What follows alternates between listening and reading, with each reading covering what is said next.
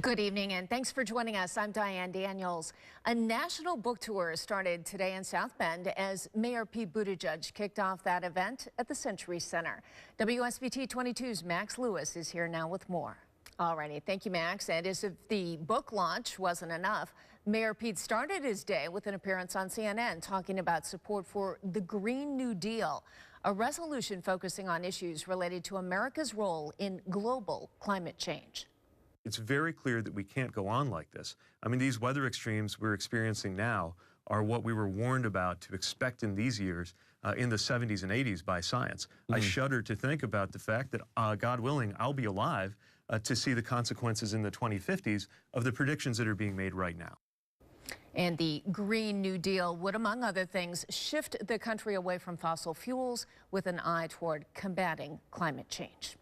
And Democratic Senator Amy Klobuchar of Minnesota officially announced she is running for president today, and she did it in the midst of quite a snowy day in Minneapolis. She says if elected president, she will seek to immediately address the problem of climate change. The activist who coined the phrase Me Too more than a decade before it exploded is coming to Notre Dame. Tarana Burke will be speaking on February 25th. It's part of the university's Black History Month event. Burke is a civil rights activist. She began using Me Too back in 2006 to raise awareness about sex assault and sex abuse. Her speech will be at the DeBartolo Classroom building. The event is free and open to the public. All new for you tonight, a shakeup of Indiana's gambling laws could see 2 new casinos being built. A proposal being debated has cleared a state Senate committee. That plan focuses on moving Gary's 2 riverboat casinos off of Lake Michigan to other locations. And it could also allow legalizing sports betting as early as next year. Other casinos worry that the moves could hurt their businesses. Changes to the bill could come before the legislative session ends in April. We're here at the Grammy premiere ceremony.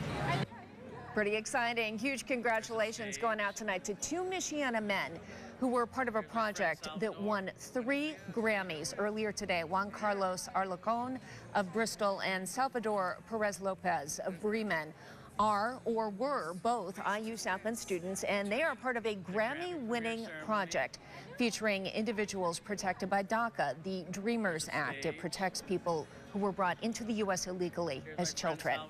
The album they worked on included more than 50 musicians who were all dreamers.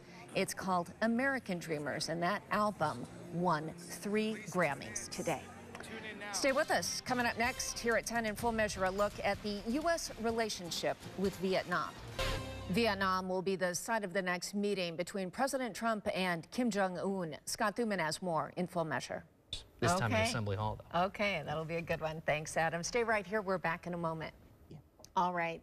Thank you, Ed, and we'll see you after the Grammys over on 22.